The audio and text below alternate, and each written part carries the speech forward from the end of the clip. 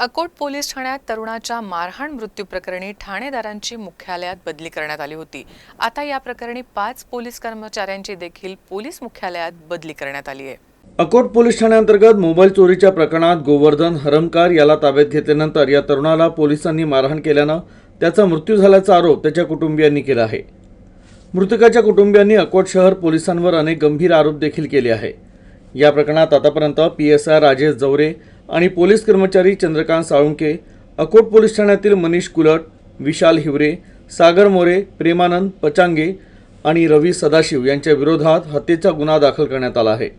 सध्या पोलीस उपनिरीक्षक राजेश जवरे आणि पोलीस कर्मचारी साळुंके न्यायालयीन कोठडीत आहे। या प्रकरणी गुन्हे दाखल झाल्यापासून उर्वरित पोलीस कर्मचारी बेपत्ता झाले आहे।